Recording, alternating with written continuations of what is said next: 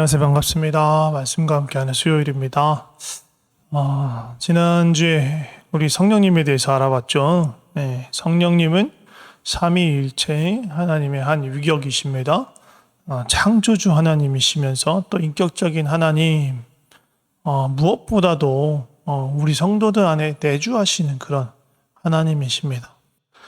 성령님의 은혜로 말미암아 예수 그리스도께서 이루신 그 구원이 오늘날 나에게 적용될 수 있는 것입니다. 우리로 하여금 진리를 알게 하시고 또 죄를 깨닫게 하시고 회개하는 마음 또 간절한 마음으로 예수님을 찾게 하시고 또 그래서 예수님을 믿고 영접하게 하는 것, 그것이 다 성령님의 은혜이십니다. 예수님을 믿는 누구에게나 성령님이 함께 하시는데, 그런데 어떤 사람은 기쁨과 평안 가운데서 또 능력 있게 살아가는데, 그런 반면에 또 어떤 사람은요, 실패, 또 좌절, 걱정, 또 불안, 무기력, 그런 것에 휩싸여서 아무 힘도 쓰지 못하고 그렇게 살아가기도 합니다. 도대체 이 두 사람에는 어떤 차이가 있을까요? 바로 성령 충만하냐, 그렇지 않은가의 차이입니다. 성령 충만을 말하기 전에 먼저 성령 세례를 좀 말씀드리고 싶습니다. 그럼 성령 세례와 성령 충만은 무엇이 다르냐? 성령 세례는요, 기본적으로 거듭남하고 관련 있어요. 거듭남, 중생. 우리가 성부와 성자와 성령의 이름으로 우리가 세례를 주잖아요. 세례를 주는 게 뭐예요? 세례를 주는 것은 무엇이냐면, 어떤 사람이 그리스도의 몸의 지체가 되었음을 공식적으로 인증하는 것, 또 그가 예수님의 죽음과 또 부활에 연합한 자라고 성부와 성자, 성령의 이름으로 인쳐주는 것, 그것이 세례입니다.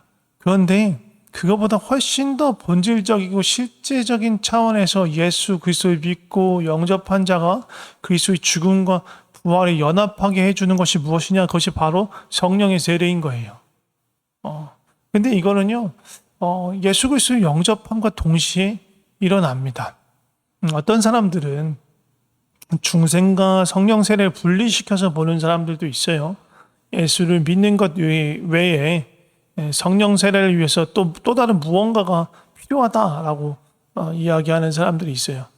몇 가지 예외가 있지만 성경에서는 대부분 믿음과 성령 세례를 분리시키지 않아요. 몇 가지 예외가 있긴 있어요. 그 중에 하나가 이제 최초의 성령 세례죠.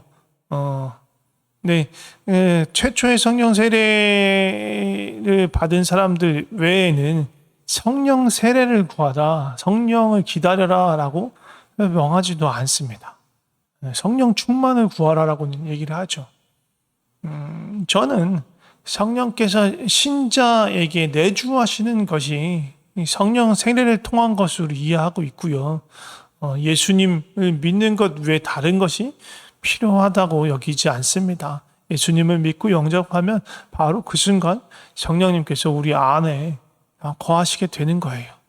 하지만 성령 충만은 다른 일입니다. 에베소서 5장 18절이 대표적인 말이죠. 실추하지 말라. 이건 방탕한 것이니 성령 충만을 받으라 라고 말하죠. 성령 충만을 받으라고 해요. 또 사도행전에서는 제자들이 성령 충만한 상태에서 여러 가지 일들을 행하는 것을 보여주고 또 그들이 기도와 찬송한 후에 성령 충만하게 되었더라라고 이야기하는 경우도 종종 보게 됩니다. 그러니까 성령 충만이 저절로 자연적으로 얻어지는 그런 상태가 아니라 어떠한 것들을 통해서 얻게 되는 그런 상태라고 볼 수 있는 거죠. 그럼 성령 충만이 무엇입니까? 사실 여러 번 이야기했고요. 지난 성령 감림 주일에도 이 얘기를 했었어요. 성령 충만이란 무엇이냐? 이렇게 수영장, 물이 가득한 수영장에 첨벙 뛰어들어서 그 물 안에 완전히 잠기는 것처럼 성령 안에 내가 완전히 잠기는 거예요. 그래서 성령하고 완전히 성령으로 둘려져 살아 있으니까 성령님과 아주 가까운 사이가 되고, 그 가까운 그 친밀한 사이만이 아니고 성령님의 온전하시고 선하신 그 다스림 안에 전적으로 내 삶을 맡기고 기쁨으로 순종하며 따르는 그런 상태, 그것이 성령 충만입니다.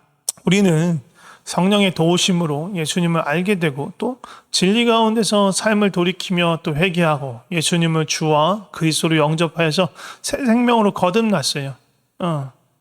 성령으로 세례를 받고 성령께서 우리 안에 거하세요. 우리 삶이 완전히 바뀌었어요.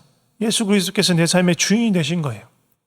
그런데 우리가 지난 몇 주 동안 우리가 주일날 로마서 7장, 8장 이렇게 본 것처럼 그럼에도 불구하고 우리 속에 육신에 속한 죄된 본성이 있단 말이에요. 그래서 우리를 죄로 이끌어가요. 또 그래서 또 질질 끌려가기도 해요. 우리 안에 계시고 하나님의 뜻을 아시고 우리 안에 선을 이루시는 그 성령님을 따라가는 것이 아니라 육신과 세상을 따라갈 때가 있는 거예요. 이렇게 육신과 세상을 따라가는 상태는 성령 충만한 상태가 아니죠. 하나님의 말씀을 따라 순종하며 따라가는 상태가 성령 충만한 상태예요. 성령 충만은 또 한 가지 생각해 볼게요. 이건 뭐 빙이나 접시 뭐 그런 거하고 달라요. 뭐 그런 것들이 정확하게 어떤 것인지 모르겠지만 이렇게 매체에서 보여주는 어떤 그런 모습들을 보면 한순간 정신이 나가죠. 그리고 다른 인격이 다른 무언가가 들어와서 뭐 대신 말하기도 하고 뭔가 이상한 소리를 하고 이상한 행동을 해요. 나는 사라져버리고 내가 원하지도 않는 말과 행동을 하게 하는 거예요. 근데 하나님은 성령님은요 인격적이어서요 절대로 우리를 로봇처럼 그렇게 대하지 않으세요. 그렇게 움직이도록 만드신 것을 절대로 기뻐하시지 않으세요. 성령의 충만한 상태는요 오히려 우리의 의식과 또 그런 의지가 아주 또렷해져요. 또 분명히 성령께서 하시는 말씀을 또 그 생각을 알 수 있어요. 깨달을 수 있어요. 또 주변에서 일어날 수 있는 나는 일들을 감각할 수 있고요. 나의 감정과 기분도 다 움직이는 거예요. 그렇게 막 내가 사라져버리거나 뭐 그분이 오셨어요. 그렇게 하지 않습니다. 아무튼 그렇게 성령의 충만한 상태일 때 하나님 성령에게 잠겨서 성령으로 따라가고 성령이 주시는 그 충만함과 기쁨과 또 친밀함 안에서 정말 이거는 뭔가 하나님께서 원하시는 그 일들을 하는 게 막 짐이 되고 어려운 게 아니에요. 너무 그 일을 행하는 게 너무 기쁜 거예요. 나에게 이런 일을 하나님께서 맡기시다니. 난 아무것도 아닌데 이런 일을 참여케 하시다니. 너무 이게 들뜨고 기쁘고 흥분되고 막 그런 느낌인 거예요. 그런 상태인 거예요. 성령 충만의 상태. 그런데 이 시점에서 우리가 에베소서 5장 18절 그 성령 충만을 받으란 요 말을 다시 한번 살펴볼 필요가 있습니다. 왜냐하면 이 성령 충만을 받으라는 말은 너 성령 충만 한 번만 받으면 돼 이런 뜻이 아니에요. 무슨 뜻이냐면 이거 헬라어로 표현된 이거의 시제나 막 그런 것들을 조금 더 분석해서 명확하게 보자면 성령 충만 한 번으로 끝나는 것이 아니라 지속적으로 반복해서 받아야 하고 구하여야 한다라는 것이고요. 또 이게 어느 한 사람, 특정한 사람에게 하는 것이 아니라 그리스도인 모두에게 복수에게 명령하는 말씀이고 방금도 말씀드렸지만 선택할 수 있는 문제라 필수적으로 받아야만 하는 명령인 거예요. 성령 충만을 받아라. 그런즉 너희는 성령 충만을 반복적으로 지속적으로 구하고 받아야 한다라고 이야기하는 것입니다. 성령 충만의 현상, 이 현상이란 말, 이게 약간 느낌적인 느낌이 뭔가 성령님을 비인격적인 그런 것처럼 느껴질 수 있도록 하기 때문에 사실은 그냥 말을 줄이다 보니까 현상이라고 쓴 말이에요. 그러니까 성령의 충만할 때 성령님은 우리를 정말 전적으로 다스리실 때 우리에게 나타나는 그런 일들에 대해서 좀 나누려고 합니다. 가장 첫 번째가 뭐냐? 순서나 어떤 그런 거로 따지는 것이 아닙니다. 첫 번째는 증인입니다. 증인으로서의 담대함을 얻습니다. 사도행전 1장 8절에서도 말씀하셨듯이 성령님 임하시면 우리가 권능을 받고요. 증인된 삶을 살아가게 되는 거예요. 그래서 오순절 성령이 강림하시던 그날 제자들이 다락방을 뛰쳐나가서 사람들에게 예수 그리스도를 증거하고 하나님 나라를 증거하기 시작했잖아요. 이게 너무너무 중요한 거예요. 증인으로서 살게 하고. 왜 증인으로서 살아요? 살 수 있어요. 성령님이 너무 가까우니까 하나님의 마음이 너무 우리 안에 충만한 거예요. 그래서 정말 잃어버린 영혼을 향한 하나님의 마음도 알게 되고 또 하나님의 마음과 뜻이 너무 분명해지니까 선명해지니까 그냥 저절로 나눌 수 있도록 되는 거예요. 또 성령 충만할 때 나타난 아주 중요한 일 중에 하나가 시선의 변화예요. 시선. 우리 관점이 변한 거죠. 우리가 이전에는 땅의 것만 바라보던 우리의 시선이 이제 하늘의 것을 바라보는 거예요. 그러니까 사라져버린 세상의 것에 대한 어떤 그런 좀 집착이나 가지려 했던 마음이 이제 내려놔지고 영원한 하나님 나라에 대한 소망으로 바뀌는 거예요. 또 당장 우리 앞에 일, 우리 주변의 일밖에 보지 못했던 우리가 이제 하나님의 은혜로 온 열방과 세계 가운데 일하시는 하나님을 보게 되고 또 영광 중에 이 땅에 오실 예수님 다시 오실 그 장래일에 대한 소망이 가득하게 되는 거예요. 또 자기 자신에 대한 시선도 변화가 되죠. 우월감이나 열등감 내려놓게 되고요. 하나님 안에서 건강한 자아상, 하나님 나를 어떻게 보시지 이를 알게 되면서 건강한 자아상을 갖게 되는 거예요. 자존감이 높아져요. 또 그러면서도 겸손해져요. 성령 안에서 우리가 우리 자신에 대한 시선이 변화되기 때문이에요. 그래서 우리에게 주신 재능이나 경험, 또 심지어 상처나 실패, 그런 것도 성령께서 우리 눈을 새롭게 하셔서 그게 새롭게 보이는 거예요. 이게 나를 위한 일이 아니라, 나가 괴로운 일만이 아니라 정말 하나님의 영광을 나타나는 일에 쓰일 수 있구나. 그런 걸 알게 됩니다. 또 그리스도의 몸을 향한 시선이 달라져요. 그리스도의 몸이라면 일단 교회인데요. 우리가 교회에 참여해서 그리스도의 몸에 속하면서 이전에 뭔가 내가 얻을 수 있는 거 무엇을 얻게 될까 막 그런 거를 바라고 그런 것을 생각하는 어떤 나중심적인 어떤 시선이었다면 이제 바뀌는 거예요. 우리가 성령 안에서 지체들과 연결되어서 한 몸을 이루고 있구나. 그리고 머리 대신 그리스도와 연결되는 그런 한 몸을 연결되었구나를 알게 되면서 지체들을 사랑하게 되고요. 또 격려하며 돕기를 원하는 거예요. 원하는 그런 마음이 생겨요. 또 머리 대신 예수님이 이 몸을 통해서 무슨 일을 하기를 원하실까? 그 관심이 갖기 시작하는 거예요. 그래서 어떻게 보면 결과적으로 공동체적으로 전체적인 성령 충만이 나타날 때 어떤 일이 일어나냐? 연합과 일치와 하나됨으로 예수 그리스도 머리 대신 예수를 쫓아가는 그런 모습이 나타나는 거예요. 또 성령 충만할 때 나타나는 또 다른 일이 뭐냐면 은사를 발견하게 되는 거예요.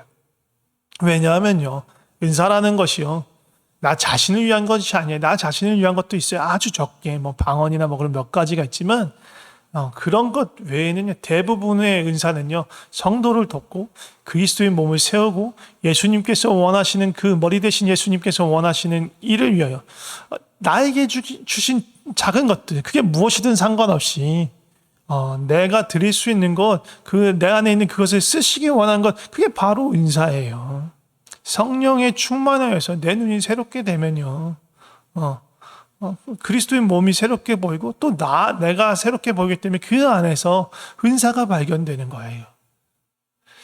또 성령님이 충만할 때 나타나는 일이 하나가 뭐냐면 거룩함에 대한 열망이에요. 거룩함에 대한 열망. 성령, 거룩하신 영이잖아요. 네, 그러니까 성령님 안에 충만하게 잠기게 되면 이 거룩함에 대한 소망이 강렬해져요. 이 거룩함 안에 있어야 이 성령님과의 이 친밀함을 내가 유지할 수 있고 더 깊어질 수 있구나라는 걸 아니까 죄가 싫어지는 거예요. 그래서 죄가 미워지고 또 이전에 있었던 죄들이 보이면서 이것들이 버리기를 원하는 거예요. 그래서 개인적으로 할 때는 어떻게 막 통회하며 울며 회개하기도 하고, 또 이것이 공동체적으로 나타나면 평양대부흥처럼 회개 운동이 일어나게 됩니다.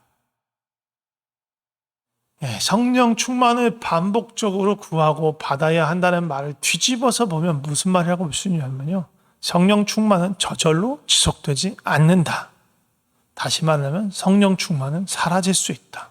이 말을 데살로니가전서 5장 19절에 뭐라고 했냐면 성령을 소멸하지 말라.